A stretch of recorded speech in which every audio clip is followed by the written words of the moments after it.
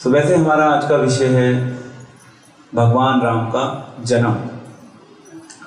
तो क्या ये कहना अपने आप में ठीक है कि भगवान राम का जन्म ये ठीक है या गलत है? ये बिल्कुल गलत है। ये गलत इसलिए क्योंकि भगवान का कभी जन्म नहीं होता, भगवान हमेशा प्रकट होते हैं।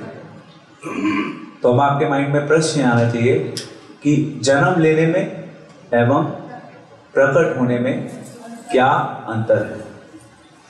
तो जन्म हम सब जीवात्मा है ना, हम लोग इस संसार में जन्म लेते हैं क्योंकि in a way we are forced to take birth in this material world. हमें अपनी इच्छा से नहीं परंतु हम जबरदस्ती इस संसार में आते हैं और हमारे पास ये भी चूज करने का अधिकार नहीं होता कि हमारे माता पिता कौन होंगे। परंतु भगवान के केस में बिल्कुल अपोजिट है। भगवान कभी भी इस संसार में आते हैं या प्रकट होते हैं या भगवान का अवतार होता है तो भगवान हमेशा अपनी इच्छा से प्रकट होते हैं और भगवान चूज करते हैं अपने माता पिता को। हम चूज नहीं कर सकते, इसलिए भगवान का कभी जन्म नहीं होता। तो ये एक दृष्टिकोण है। और कल हमने डिस्कस किया था कि भगवान जब विष्णु के रूप में प्रकट हुए थे और भगवान ने प्रॉमिस किया था देवी देवताओं को, उनकी प्रार्थना को स्वीकार करके कि मैं मानव रूप में प्रकट होऊंगा और मेरे माता पिता कौन होंगे? दशरथ एंड कौशल्य। तो ये प्रॉमिस देके गए थे भगवान। और फिर वहाँ पे पहले तो अश्वमेध यज्ञ हुआ था। अश्वमेध यज्ञ के बाद दूसरा यज्ञ कौन सा था? पुत्रेष्टि यज्ञ, यानी कि पुत्र की प्राप्ति के लिए यज्ञ हुआ था। और जब वो यज्ञ चल रहा था, यज्ञ समापन की ओर था, और उस समय उस यज्ञ का जो हवन कुंड था उसमें से एक बहुत विशालकाय काइंड ऑफ महापुरुष उस अग्नि में से प्रकट हुए और वो प्रैक्टिकली भगवान के एक दूत ही थे।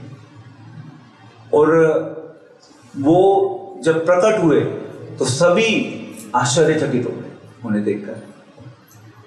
और उनके हाथ में एक बहुत बड़ी परात थी और वो परात भी बहुत ज़्यादा सुंदर थी अपने आप में। और वो कुछ ऐसी लग रही थी जैसे कोई काइंड ऑफ मायावी शक्ति हो।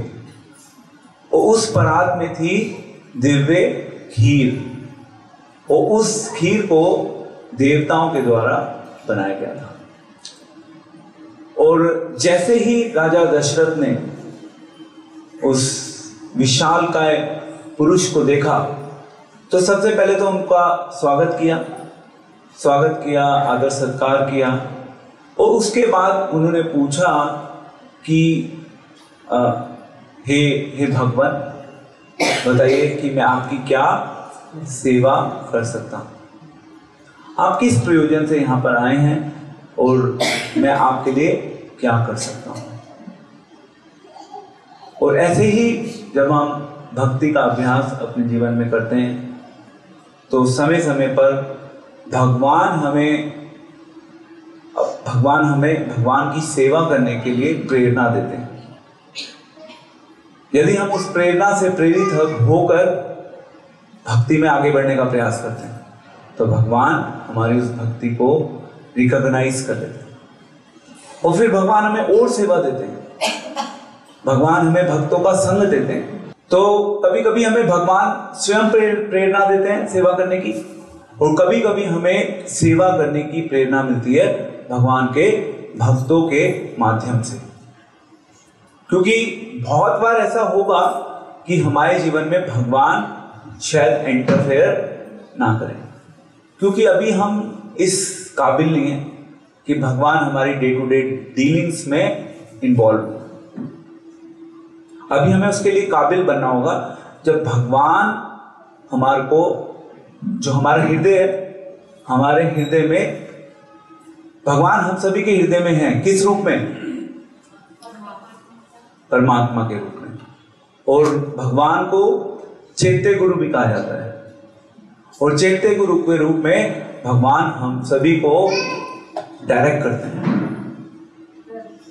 भगवान हमें इंस्ट्रक्शन दे रहे होते हैं। और जो जितना भक्ति में उन्नत होता है उतना वो भगवान की इंस्ट्रक्शंस को स्वीकार करने के लिए सक्षम होता है। और उसको पता चलता है कि यस, ये संदेश भगवान की ओर से मेरे लिए है। और वो उस संदेश के ऊपर कार्य करना शुरू कर देता है। एंड जिनके जीवन में, जिनको भगवान का साक्षात अनुभव नहीं होता, उनके लिए भगवान अपने भक्तों के थ्रू उनको आदेश देते हैं। पर जो उन्नत भक्त होते हैं वो सबको आदेश नहीं देते। यदि आपको भक्तों से आदेश चाहिए तो उसके लिए आपका भक्तों के साथ संबंध होना चाहिए। जब तक भक्तों के साथ आपका संबंध नहीं होगा तो भगवान के भक्त भी आपको बहुत ज्यादा कंसिडरेशन नहीं देंगे, बहुत ज्यादा इंटरव्यू नहीं करेंगे। क्योंकि भगवान का भक्त भी हमेशा अपने आप को दास ही मानता है। और उसको संकोच भी होता है जब उसको दूसरों को सेवा में लगाना होता है, या भगवान की सेवा अच्छे से करने के लिए उसको दूसरों की सेवा चाहिए होती है। तो इसलिए कहते हैं हमारे आसपास कुछ ऐसे डिवोटीज होने चाहिए जो हमें समय समय पर सेवा का अवसर प्रदान कर सके। तो इस प्रकार से राजा दशरथ ने सेवा की याचना करी। और फिर वो जो महापुरुष प्रकट हुए थे उस अग्नि से, उन्होंने बोला कि ये जो खीर है ये अपने आप में बहुत दिव्य है। ये जो खीर है, इस खीर को तुम बांट दो। इस खीर को बांटना है किसके बीच में? अपनी रानियों के बीच में, मीन्स कौशल्या, सुमित्रा एंड केकई। इन तीनों के बीच में इस खीर का वितरण कर दो। तो राजा दशरथ बहुत प्रसन्न हुए। उन्होंने कहा बहुत अच्छा है ये तो। एंड उन्होंने फिर प्रणाम किया दोबारा से उन महापुरुष को। प्रणाम करने के बाद परिक्रमा की और उस खीर के पात्र को, जो कि एक बहुत बड़ी परात में था, उस खीर के पात्र को बेसिकली ले लिया। और फिर वो बहुत खुश थे क्योंकि वो जो महापुरुष प्रकट हुए थे उन्होंने कहा था कि जब तुम ये खीर अपनी रानियों को दे दोगे तो उससे क्या होगा? तुम्हें पुत्र की प्राप्ति। तो वो भागते दौड़ते गए इमीडिएटली और उन्होंने जाकर वो जो खीर थी उस खीर का वितरण करना शुरू किया। अब जब वो खीर बांट रहे थे राजा दशरथ, सबसे पहले उन्होंने वो जो पूरी खीर थी उसका काइंड ऑफ 1/2, वो खीर का जो 1/2 हिस्सा था उस हिस्से को किसको दिया? कौशल्या को। बची कितनी? आधी, 1/2। वो जो बची हुई 1/2 खीर थी, उस 1/2 खीर को उन्होंने अगेन डिवाइड किया, काइंड ऑफ 1/4। और जो 1/4 पोर्शन था वो किसको दिया? केकई को दिया। और फिर बची 1/4। अब 1/4 से हाफ पोर्शन उन्होंने फिर दिया सुमित्रा को। और फिर जो लास्ट बची 1/8 उसको वापस किसको दे दिया? कौशल्या को। तो वापस खीर कौशल्या के पास आ गई। तो प्रश्न उठ सकता है कि भाई ये जो खीर का डिस्ट्रीब्यूशन हुआ, क्या इस खीर के डिस्ट्रीब्यूशन में उसको पायसाम कुछ ऐसे करके भी बोलते हैं? पायस बंगाली में।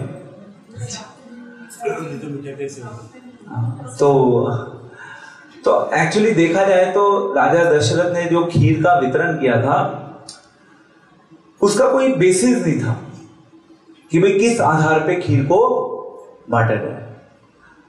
आई मीन एक दृष्टिकोण से देखा जाए तो जो कौशल्या थी वो एज में सीनियर थी तो उनको मैक्सिमम खीर मिली, बट अदरवाइज अगर हम धर्म के अनुसार समझने की कोशिश करें तो उस खीर को बांटने का कोई बेसिस नहीं था कि राजा दशरथ ने उस खीर को किस आधार पे बांटा।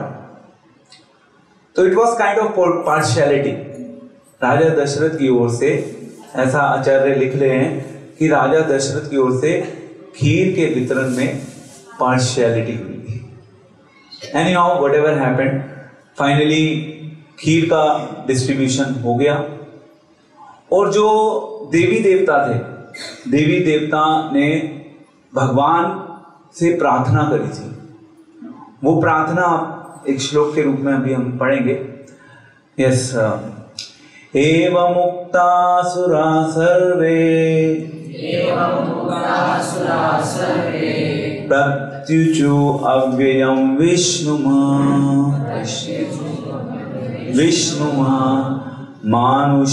मानुषीतानुमासाय रावणाजहि संयुगे। तो ये जो प्रार्थना है ये देवताओं के द्वारा प्रार्थना की गई थी जब वो भगवान विष्णु से मिले थे, और उन्होंने स्पेसिफिकली बोला था भगवान विष्णु को कि आप मनुष्य के रूप में प्रकट होइए। मनुष्य के रूप में प्रकट होकर आपको करना क्या है? आपको रावण को मारना है, रावण का संहार करना है। ये स्पेशल प्रेयर की थी देवताओं ने, और उस प्रेयर से प्रसन्न होकर भगवान ने आने के लिए प्लान कर लिया था। भगवान रेडी हो गए थे आने के लिए। अब खीर का वितरण हो गया। खीर के वितरण होने के बाद जो पुत्रेष्टि यज्ञ राजा दशरथ कर रहे थे वो यज्ञ भी समाप्त हो गया, यज्ञ पूरा हो गया। जैसे होता है ना पूर्ण आहुति, यज्ञ में पूर्ण आहुति दी जाती है। और जब हम पूर्ण आहुति देते हैं यज्ञ में तो हम स्पेशली ये प्रार्थना करते हैं यज्ञ करते समय कि इस यज्ञ को करते समय यदि हमसे कोई मिस्टेक हुई, कुछ भूल हुई तो भगवान हमें माफ कर दीजिएगा। एंड भक्ति के मार्ग में हम सब जानते हैं कि हम बहुत सी मिस्टेक्स करते हैं, हम समय समय पर गलतियां करते हैं, और हमें हमेशा भगवान को इस चीज के लिए धन्यवाद करना चाहिए कि भगवान हमारी गलतियों को अनदेखा कर देते हैं। ये बहुत बड़ी बात है क्योंकि गलतियां करना हमारा स्वभाव है। तो भगवान का स्वभाव क्या है? भगवान उन गलतियों की तरफ देखते भी नहीं, भगवान हमारी गलतियों को इग्नोर कर देते हैं। यदि भगवान हमारी गलतियों को देखना शुरू कर दें तो प्रैक्टिकली हम में से कोई भी यहां पर बैठने के लायक नहीं है। हम में से किसी के अंदर भी ये क्वालिफिकेशन नहीं है कि हम भगवान की कथा का श्रवण करें, क्योंकि भगवान बहुत उदार है। इसलिए भगवान अपने जो भक्ति के पथ पर थोड़ा सा भी इंटरेस्ट शो करते हैं, भगवान उनकी गलतियों को इग्नोर करके उनकी जो अच्छी क्वालिटीज भगवान को दिखती हैं उन क्वालिटीज के अनुसार भगवान जो अग्रसर होते हैं भक्ति के पद पर, भगवान उनको उठाना शुरू कर देते हैं। यदि भगवान नहीं उठाएंगे तो हम में से कोई भी नहीं उठ सकता। हमारे अंदर व्यक्तिगत स्तर पे कोई क्षमता नहीं है इस संसार में उठने की, परंतु भगवान जिसको उठाना चाहते हैं भगवान उसको उठा देते हैं। भगवान की इच्छा का बहुत बड़ा रोल होता है। तो इस प्रकार से यज्ञ संपन्न हुआ। यज्ञ में बहुत से राजा आए थे, अलग अलग जगह से। वो ऋषि श्रृंग भी आए थे, उनकी वाइफ शांता भी आई थी। तो सभी को राजा दशरथ ने भेजा वापस, वो अपने अपने शहर वापस चले गए, और अच्छे से राजा दशरथ ने सभी का सत्कार किया। तो यज्ञ संपन्न हो गया, खीर का वितरण हो गया। उसके बाद नेक्स्ट क्या? भगवान राम कितने टाइम में आए थे? खीर बट गई, उसके बाद कितना समय लगा था भगवान को आने में? Any guess? अब आपके माइंड में आएगा 9 months। एक्चुअली यहीं पे ना हम लोग गड़बड़ कर देते हैं। देखिए, सबसे पहले आपको ये समझना होगा कि भगवान जब इस संसार में आ रहे थे, भगवान का इस संसार में आना कोई नॉर्मल साधारण मनुष्य के इस संसार में आने के समान नहीं था। इस संसार में हम एक अलग प्रोसेस से जन्म लेते हैं और उस प्रोसेस के बाद 9 मंथ्स का टाइम है। परंतु भगवान के केस में ऐसा नहीं है। कि एक बहुत बड़ा डिफरेंस है भगवान में और हम साधारण टुच्चे लोगों में। हमें डिफरेंस है ये, ठीक है। तो भगवान को समय लगा था 12 मंथ्स। 12 मंथ्स जब समाप्त हो चुके थे, जब रानियों ने खीर ग्रहण कर ली थी, उसके बाद 12 मंथ्स जब समाप्त हो गए थे, उसके बाद जब पहली नवमी आई थी, पहली नवमी के दिन सबसे पहले भगवान राम प्रकट हुए थे। जय श्री राम, जय श्री राम, जय श्री राम, जय श्री राम, जय Shri Ram. So before that एक पॉइंट रह गया। भगवान जब प्रकट हुए थे उससे पहले ब्रह्मा जी ने सभी देवी देवताओं को एक आदेश दिया। उन्होंने आदेश दिया कि अब आप काम करिए। किस चीज के ऊपर? अब आप एक्सपेंशन कीजिए।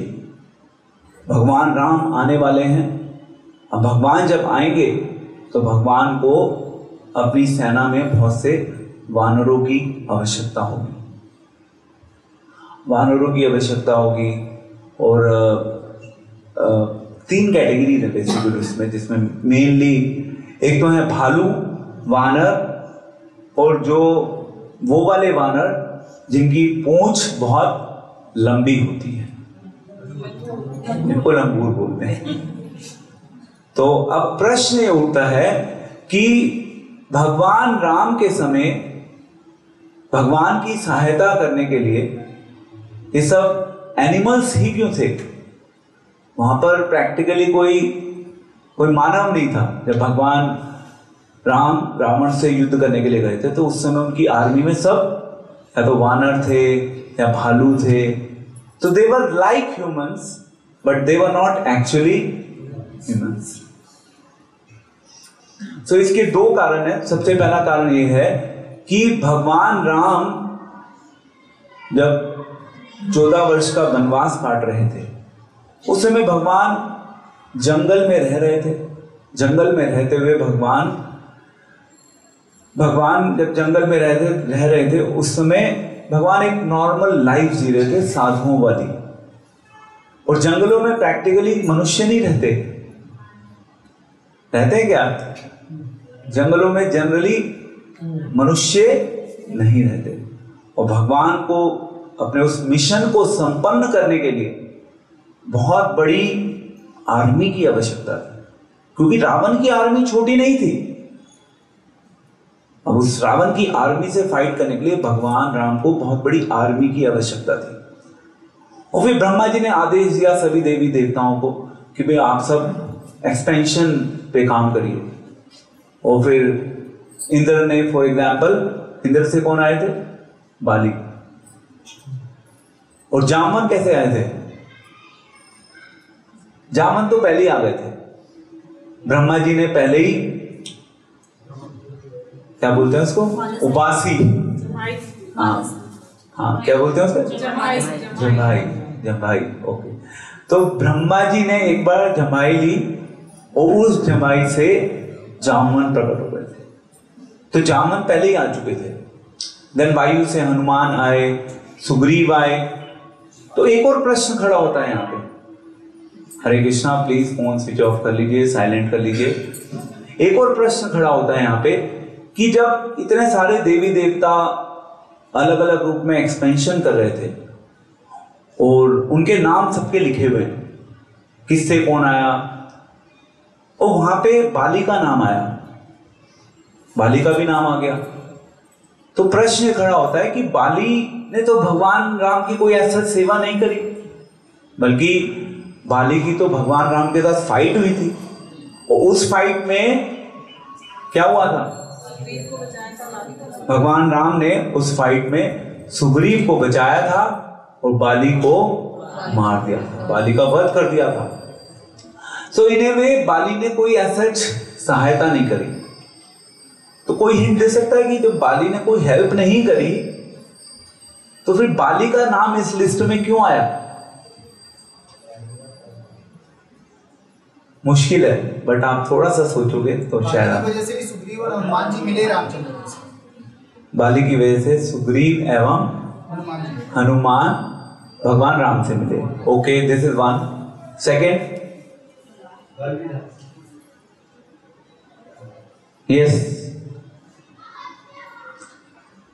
ओके। सो यहां पे स्पेसिफिक रेफरेंस है, श्रीमद् भागवतम का श्लोक है। श्रीमद् भागवतम में ही ये श्लोक यूज किया है, आत्मा वे पुत्र नमसी।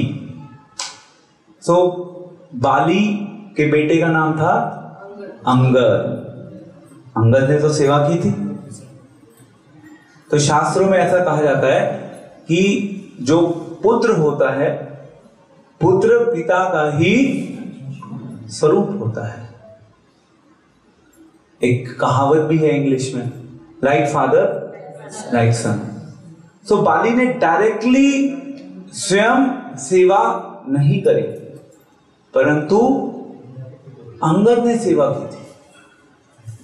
अंगद तो उस आर्मी का पार्ट थे ना, भगवान राम की जो पूरी आर्मी थी उस आर्मी का पार्ट थे अंगद। तो इनडायरेक्टली ऐसा बोलते हैं, इनडायरेक्टली बाली का भी रोल था। ठीक है, सो ये रेफरेंस है।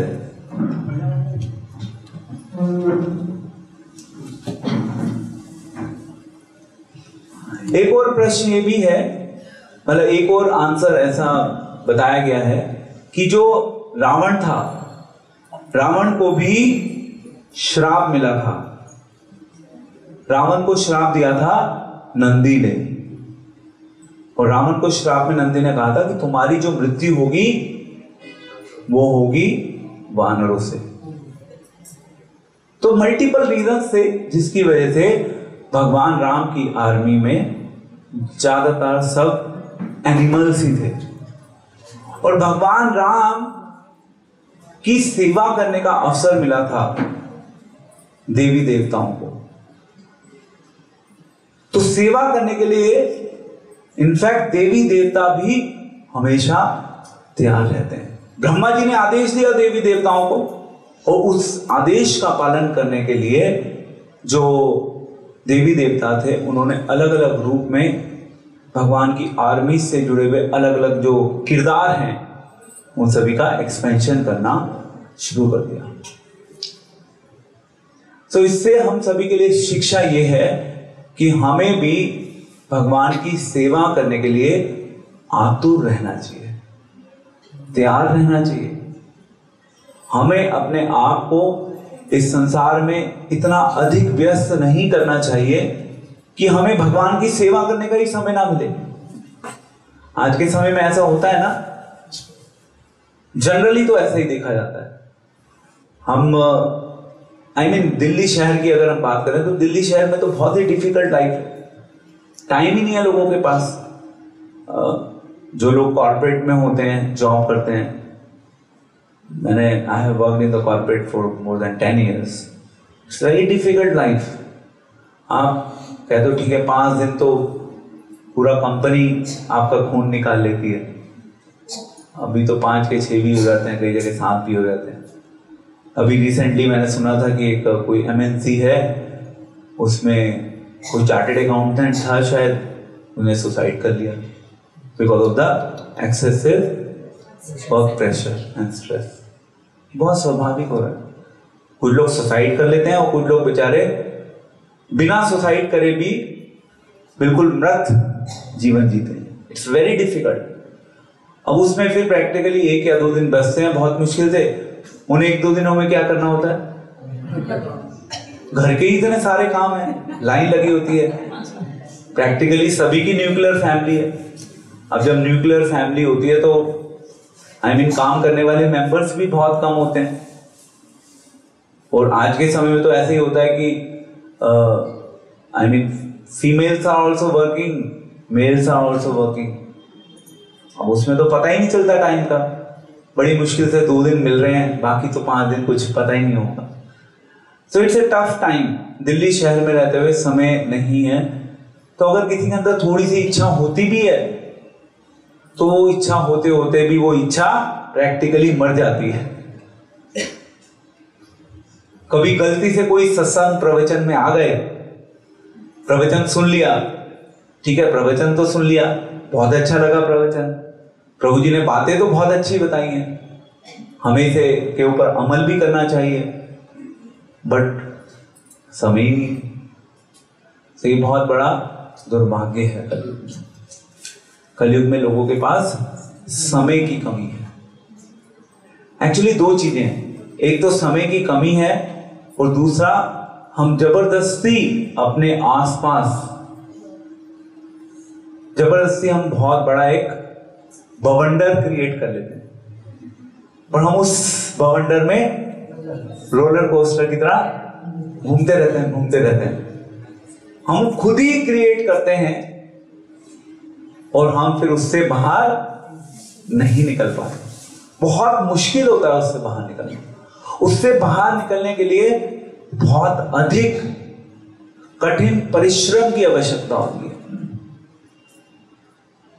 आपको भगवान से बहुत याचना करनी होगी। भगवान के सामने आपको अपने आप को पूर्ण रूप से सबमिट करना होगा। यदि आपका सबमिशन स्ट्रांग होगा तो भगवान आपकी सहायता करेंगे। भगवान आपकी लाइफ में ऐसा अरेंजमेंट कर देंगे जिसकी आपने कभी कल्पना भी नहीं की होगी।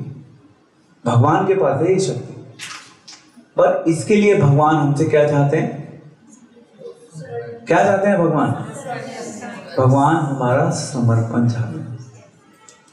आधा पौना समर्पण नहीं, पूर्ण समर्पण। तब फिर भगवान हमें फेवर करेंगे। हमारी लाइफ में जो एडवर्सिटीज होंगी, जो प्रतिकूल स्थितियां होंगी हमारे आसपास, भगवान हमें उन प्रतिकूल स्थितियों से भगवान हमें निकाल देंगे और भगवान हमें अनुकूल स्थितियों में डाल देंगे। और यदि आपका समर्पण 100% परफेक्ट होगा तो आपके जीवन में भगवान आपको सेवा करने के इतने अवसर देंगे, आपको कभी सेवा की कमी नहीं लगेगी। दूसरे शब्दों में आपके पास इतनी सेवाएं होंगी, आपको समय ही नहीं मिलेगा कुछ और सोचने का। आप हमेशा सेवाओं के बारे में सोचते रहेंगे। सो ये पॉइंट आ रहा था कि किस प्रकार से देवी देवता वो सब लोग भगवान के मिशन में भगवान की सहायता करने के लिए पूर्ण रूप से आतुर होकर ब्रह्मा जी के आदेश पर उन्होंने एक्सपेंशन करना शुरू किया। अब वो करोड़ों में थे, वो सब पूरी पृथ्वी के ऊपर फैल गए सब वहां पर। हनुमान जी भी ऐसे ही प्रकट हुए थे इस आदेश के ऊपर। तो भगवान आने वाले हैं, उससे पहले अरेंजमेंट हो रहा है। भगवान के भक्त, भगवान के पार्षद जो भगवान के मिशन में भगवान की सहायता करेंगे, वो सब भी ऑलमोस्ट आ चुके हैं। तो इस प्रकार से भगवान का प्राकट्य हुआ। भगवान के प्राकट्य के बाद सबसे पहले भगवान राम आए। भगवान राम के आने के बाद नेक्स्ट आए भरत। भरत के बाद next Lakshman and then last Shatrughan. So उन तीनों मदर से ऐसे आ गए चारों भाई। अब चारों भाई जब आ गए तो शिला प्रभुपाद इसके ऊपर एक कमेंट्री लिखते हैं। शिला प्रभुपाद एक्सप्लेन कर रहे हैं। शिला प्रभुपाद कह रहे हैं कि भगवान का इस संसार में आना, जब भगवान इस संसार में आते हैं तो एक तो भगवान स्वयं अपने स्वरूप में आते हैं और भगवान अपने अंश रूप में भी भगवान साथ साथ प्रकट होते हैं। दूसरे शब्दों में ऐसा नहीं है कि केवल भगवान राम आए तो भगवान केवल राम ही हैं। भगवान राम आए भगवान राम के साथ भरत, लक्ष्मण, शत्रुघ्न, ये सब विष्णु तत्व ही हैं। ये चारों भाई विष्णु तत्व हैं। यानी कि ये चारों भाई या तो जैसे भगवान तो स्वयं राम हो गए, वो उनके अंश हैं, अंश स्वरूप। और उन चारों ब्रदर्स का एक अपना स्पेशल रोल है भगवान राम की लीला। जनरली हम लोग भगवान राम के बारे में थोड़ा बहुत पढ़ लेते हैं, सुन लेते हैं, जान लेते हैं, बट मोस्टली हमें भरत क्या कर रहे हैं, लक्ष्मण क्या कर रहे हैं, शत्रुघ्न क्या कर रहे हैं, इनके बारे में हमें कम पता होता है। तो इस प्रकार से भगवान आ गए।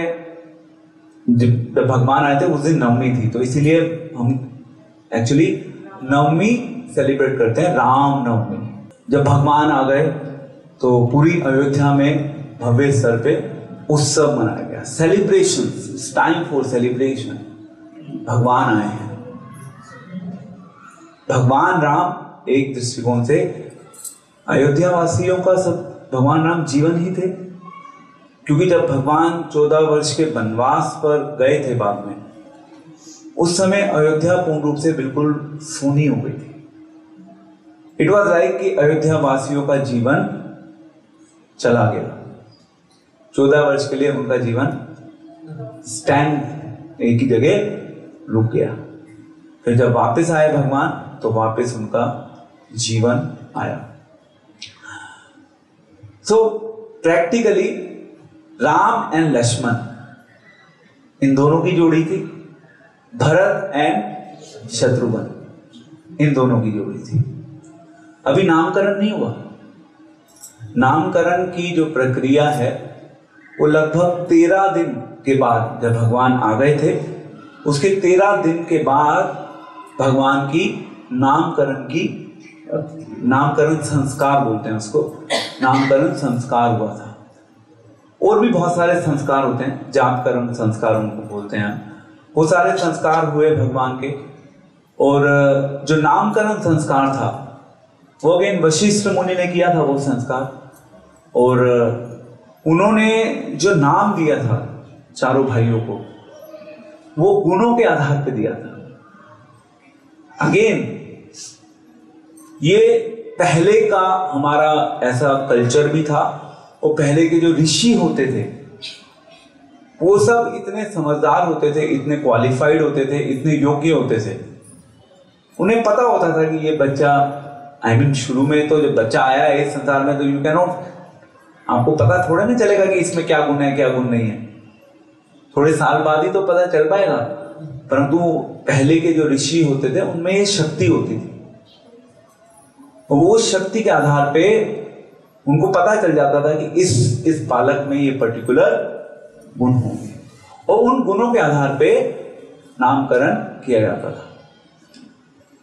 और आज के समय में तो नाम भी बड़े अजीब से होते हैं, जिनका ना कोई सर ना कोई पैर, पता ही नहीं होता क्या रेफरेंस है। कई बार हम किसी से पूछते हैं, हाँ भाई क्या नाम है आपका? मेरा नाम XYZ है। अच्छा, क्या मतलब होता है इसका? पता नहीं। बड़ा फनी लगता है, क्योंकि नाम के मीनिंग ही सब इधर उधर, वैसे तो काफी चीजें वेस्टर्नाइज होती जा रही हैं। सो वशिष्ठ ने नामकरण संस्कार किया था। भगवान राम मीन्स जो सभी को आनंद प्रदान करते हैं। और इनफैक्ट राम के रेफरेंस में एक स्पेसिफिक वर्ड यूज हुआ है, ये वाल्मीकि रामायण में महाभाग बोला गया है भगवान राम के लिए। महाभाग के अलग अलग मीनिंग्स हैं, उसको एक्सप्लेन किया है आचार्यों ने। महाभाग का क्या अर्थ है? सबसे पहला, भगवान राम को महाभाग इसलिए कहा जाता है क्योंकि भगवान को एक्चुअली जो खीर जब बटी थी, तो उस खीर का जो सबसे अधिक हिस्सा था वो गया था कौशल्या माँ के पास। तो खीर का महाभाग, खीर का महाभाग कौशल्या को मिला था और उससे भगवान राम अवतरित हुए थे। एक दूसरा, भगवान का जब जन्म हुआ था अयोध्या में, तो अयोध्या वासियों का भाग्य बदल गया था। राजा दशरथ का भाग्य बदल गया था। उनके ऑलरेडी अयोध्या पूर्ण रूप से फली फूली थी और भगवान के आने के बाद अयोध्या में और ज्यादा धन लक्ष्मी, उसका विकास और ज्यादा तेजी से बढ़ने लगा था, क्योंकि भगवान आ गए थे। यानी कि अयोध्या का भाग्य जो था वो दूसरे स्तर पे आ गया था, बहुत ऊपर, अपनी पराकाष्ठा के ऊपर पहुंच गया था। एंड तीसरा, महाभाग का अर्थ है कि भगवान जो है भक्तों के जीवन में भगवान पूर्ण रूप से प्रकाशित हो जाते हैं, प्रकाशमान हो जाते हैं, और उससे भगवान के भक्तों का भी भाग जागृत हो जाता है।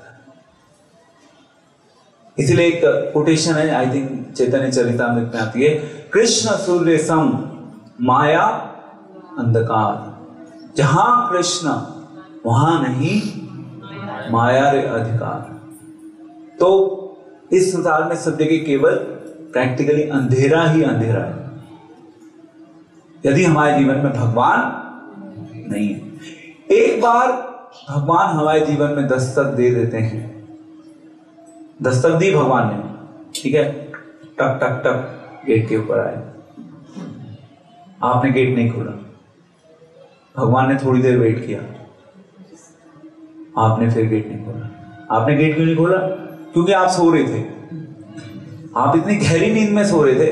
भगवान ने टक टक टक किया, आप सो रहे हो, भगवान ने कहा ठीक है, आई मीन टू से एक बार और ट्राई कर लेता हूं।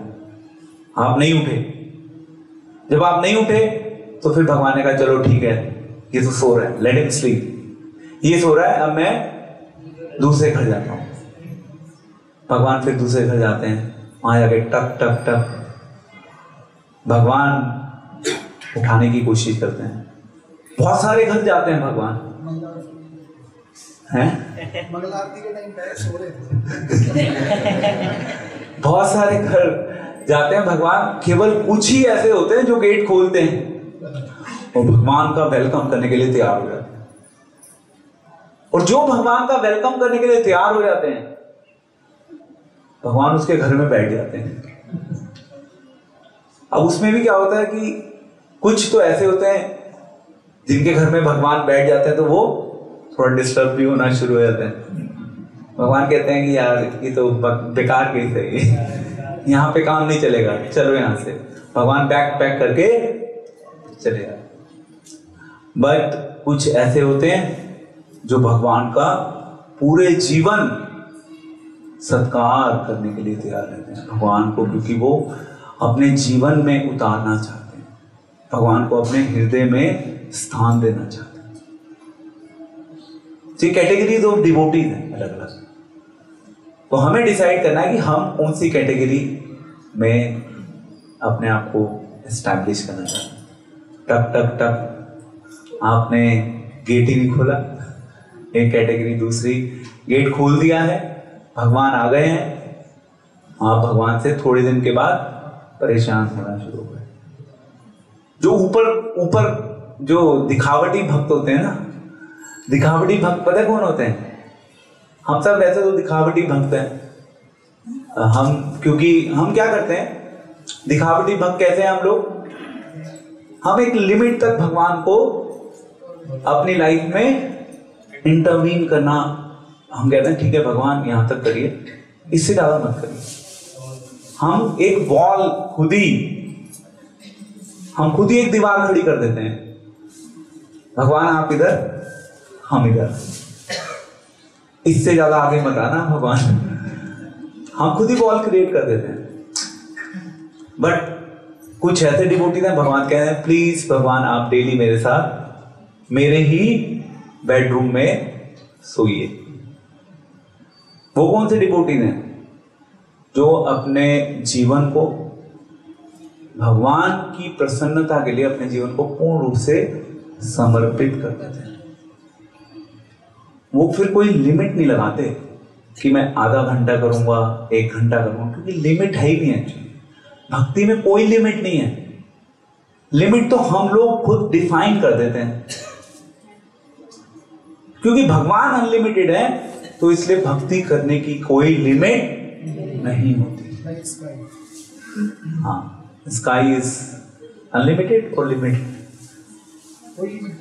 स्काई की कोई लिमिट नहीं है, तो इसी प्रकार से इन ए वे भक्ति करने की कोई लिमिट नहीं है।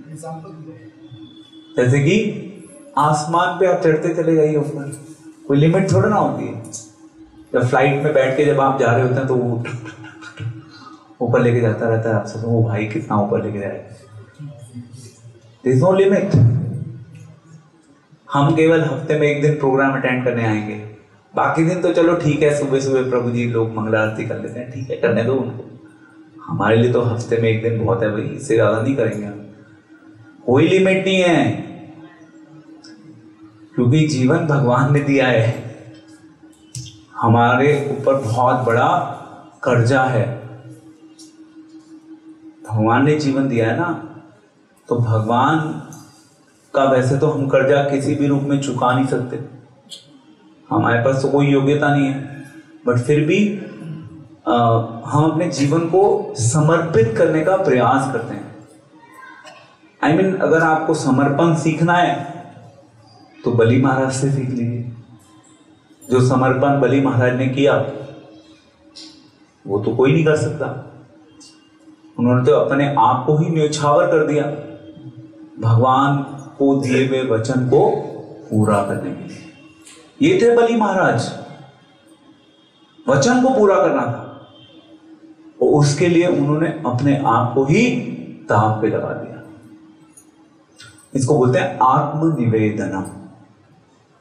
भगवान की सेवा करने के लिए न्योछावर कर देना चाहिए। कई बार लोग कहते हैं कि प्रभु जी आपके इस्कॉन में तो बहुत नियम हैं, आप लोग कहते हैं चाय नहीं पिएंगे। नहीं, चाय वाय तो बहुत ही बेसिक चीज है, इसमें क्या रखा है। I mean, भगवान को पाने की बात हो रही है, आप चाय में फंसे हुए हो। आप लोगों से चाय नहीं छूट रही, पर आप इसलिए इस्कॉन वालों से दूर हो गए। इतना बड़ा सब्जेक्ट मैटर लेके आए हैं हम लोग आपके पास। भगवान आपके जीवन में दस्तक दे रहे हैं। तो छोटी मोटी जो चीजें हैं, जो रास्ते में अड़चनें बनी हुई हैं, उनको तो ऐसे ही हमें साइड कर देना चाहिए। Don't worry, Krishna will take care of everything. भगवान सब चीजों का टेक केयर करना अच्छे से जानते हैं, हमसे ज्यादा अच्छे से भगवान जानते हैं। भगवान के पास हमसे ज्यादा शक्ति है, हमारी शक्ति बहुत सीमित है, भगवान की शक्तियां असीमित हैं। भगवान असीमित शक्तियों के थ्रू काम करते हैं। ये है भगवान। हम तो बहुत छोटे हो गए थे। अच्छा, कहाँ पे थे मैं? हाँ, नामकरण संस्कार चल रहा था, राइट। ओके, सो नामकरण संस्कार की बात हो रही थी। चारों भाइयों के नाम राजा वशिष्ठ जी ने नामकरण किया। भगवान राम, वो जो सभी को आनंद प्रदान करते हैं। कौशल्या के जीवन में आनंद आ गया, भगवान आ गए। राजा दशरथ के जीवन में आनंद आ गया, सभी अयोध्या वासियों के जीवन में आनंद आ गया। और यदि हम भगवान राम को अपने जीवन में इनवाइट करेंगे तो हमारे जीवन में भी अपने आप आनंद आ जाएगा, क्योंकि भगवान राम का काम ही है, वो सबको आनंद देना चाहते हैं। ऐसा नहीं कि केवल अयोध्या वासियों को आनंद देना चाहते, भगवान हम सभी को आनंद देना चाहते हैं, इसलिए भगवान राम आए। दूसरा, भगवान के दूसरे ब्रदर भरत का भी नामकरण किया था राजा वशिष्ठ ने। तो जो नामकरण किया गया था भरत का, तो भरत मीन्स वो जो जिन्होंने भार अपने कंधे पर लिया। किसका भार? भगवान राम के आदेश का भार। राज्य चलाना था ना 14 वर्ष तक, उनकी कोई रुचि नहीं थी राज्य में, परंतु क्योंकि भगवान राम का आदेश था, उस आदेश का भार, सेवा का भार, राज्य का भार, बिना किसी आसक्ति के उस भार को लेकर भरत ने अयोध्या वासियों की सेवा की, भगवान राम की सेवा की। भार रखने वाले अपने सिर के ऊपर, ये है भरत। तीसरे लक्ष्मण। अब लक्ष्मण मीन्स, लक्ष्मण वैसे जो शब्द है वो लक्ष्मी जी से आया है। अब प्रैक्टिकली अगर आप देखोगे तो एज सच ऐसा तो कुछ नहीं था कि लक्ष्मण के पास कुछ अलग से धन था, कोई एक्स्ट्रा धन तो था नहीं। तो फिर क्वेश्चन ये आता है कि लक्ष्मण के पास ऐसा कौन सा धन था। अब एक्चुअली हमें थोड़ा सा भगवान राम एवं लक्ष्मण के संबंध के ऊपर विचार करना होगा। यहाँ पे भगवान राम बिना लक्ष्मण के खाते नहीं थे, भगवान राम बिना लक्ष्मण के सोते नहीं थे। दूसरे शब्दों में भगवान राम के जीवन थे लक्ष्मण। जहां भगवान राम वहां पे हमेशा उनके साथ लक्ष्मण अवश्य हैं। और लक्ष्मण हमेशा भगवान राम की सेवा करने के लिए बिल्कुल तैयार खड़े होते थे। हमेशा पूरे जीवन भगवान की सेवा करने के लिए उन्होंने अपने पूरे जीवन को नियुक्त कर रखा है।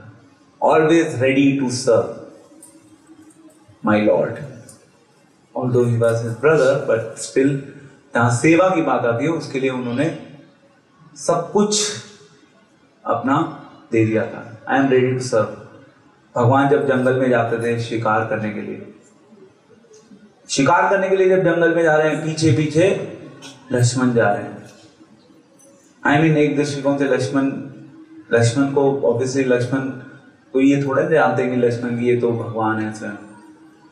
तो लक्ष्मण पीछे पीछे चल रहे हैं और भगवान की सुरक्षा, भगवान की रक्षा, भगवान के कवच के रूप में भगवान को प्रोटेक्ट कर रहे हैं। ये है लक्ष्मण। तो लक्ष्मण के पास ऐसा नहीं था कि लक्ष्मी धन था। अगर कोई धन था लक्ष्मण के पास तो वो था सेवा का धन। सेवा का धन था। ये धन अपने आप में एक बहुत बड़ा धन है। सेवा का धन जो होता है ना, आई वाज जस्ट अभी मैं कुछ दिन पहले एक डिवोटी के बारे में सोच रहा था। उनको आप सभी जानते हैं मोर और लेस। आई मीन टू से कई बार हम देखते हैं कि कुछ डिवोटीज ऐसे होते हैं वो बेचारे प्रैक्टिकली ना एग्जीक्यूट नहीं कर पाते अपने जीवन में कृष्ण भक्ति के जो नियम होते हैं, पर वो ना कई बार भक्तों की बहुत सेवा कर देते हैं, बहुत सेवा कर देते हैं। और जब वो भक्तों की सेवा कर देते हैं तो भगवान उनको छोड़ते ही नहीं, क्योंकि उन्होंने सेवा कर दी। सेवा आपको रोक लेगी। आप खुद भी यदि पीछे हटने का प्रयास करोगे नहीं पीछे हट पाओगे, और उसके लिए आपको सेवा का धन अर्जित करना होगा, सेवा करने का बैंक अकाउंट भरना होगा। आजकल वो होता है ना लॉकर सिस्टम, होता है। लॉकर सिस्टम में हम क्या करते हैं, अपनी वैल्यूएबल आइटम्स को रखते हैं।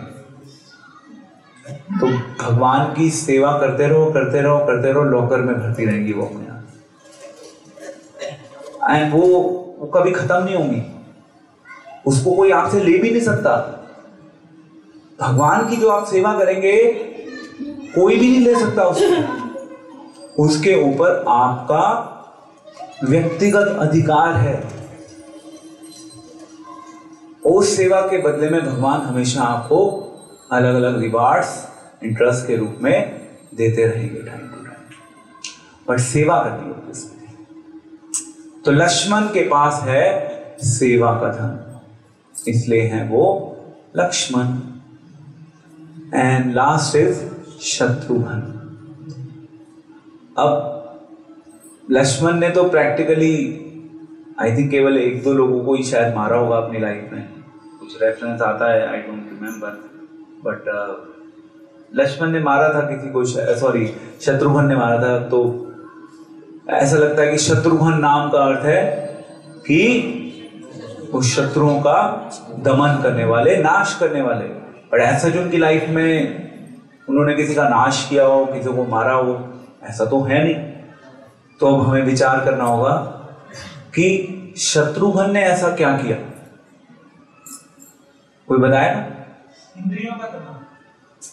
इंद्रियों का दमन, ओके गुड। इंद्रियों का दमन, इंद्रियों का दमन मीन्स कैसे एक्सप्लेन करेगा कोई? What is the meaning? Yes, so actually Shatrughan जो थे, आई मीन भगवान राम तो सभी को प्रिय थे, तो शत्रुघ्न को भी प्रिय थे। और जब वनवास की बात आई तो उस समय लक्ष्मण ने तो अपना नाम लिखवा लिया और लक्ष्मण को भगवान को लेके भी जाना पड़ा। लक्ष्मण तो चल दिए, भरत को बहुत बड़ी सेवा मिल चुकी थी, भरत के पास कोई अवसर ही नहीं था कहीं और जाने का कुछ, भरत तो फंस चुके थे प्रैक्टिकली। अब जनरली क्या होता है, जनरली हमारा स्वभाव होता है कि हम भगवान के समीप रहकर भगवान की सेवा करें, भगवान के सानिध्य में रहकर भगवान की सेवा करें। परंतु जो शत्रुघ्न है, शत्रुघ्न ना तो भगवान राम के साथ जा सके, ना उनके पास ऐसा कोई बहुत बड़ी उनको कोई सेवा का उत्तरदायित्व उनको मिला था, नहीं मिला था ना उनको, और उनको एक बहुत बड़ा कार्यभार मिला था। क्या था वो? भरत के साथ रहो, भरत की सेवा करो। तो उन्होंने क्या किया? उन्होंने अपनी व्यक्तिगत आकांक्षाओं को, व्यक्तिगत इच्छाओं को कि भाई यस मुझे भगवान के साथ रहना है, उन व्यक्तिगत इच्छाओं को, व्यक्तिगत आकांक्षाओं को मारकर भरत के साथ मिलकर भगवान राम की सेवा करी। दूसरे शब्दों में भरत की हेल्प करी। तो उन्होंने नाश किसको का किया? किस चीज का नाश किया उन्होंने? अपनी पर्सनल एम्बिशंस का। हमारे लिए संदेश क्या है? कई बार हम जब सेवा करते हैं ना भक्तों की कम्युनिटी में, तो हम सबका सेवा करने के लिए एक स्पेसिफिक इंक्लिनेशन होता है। आप कहेंगे ठीक है प्रभु जी हम ये सेवा कर लेंगे, हम ये सेवा कर लेंगे। तो कभी कभी ऐसा हो सकता है आप जो सेवा करना चाहते हैं आपको वो सेवा मिले ही ना। And I think it's little disturbing at times जब आपको जो सेवा आप करना चाहते हैं आपको वो सेवा नहीं मिल रही। तो उस केस में आपको क्या करना होता है? अपनी व्यक्तिगत आकांक्षाओं को मारकर गुरु ने जो आदेश दिया है, गुरु के आदेश के अनुसार सेवा करनी होती है। हो सकता है कि हमें वो सेवा अच्छी ना लगे, उस सेवा में हमारी रुचि ना हो, बट हमेशा ना रुचि नहीं देखी जाएगी। सेवा करने के लिए हम हमेशा अपने जीवन में रुचि के आधार पर हम कौन सी सेवा करेंगे, कौन सी सेवा नहीं करेंगे, उसका निर्धारण केवल रुचि के आधार पर नहीं किया जाता।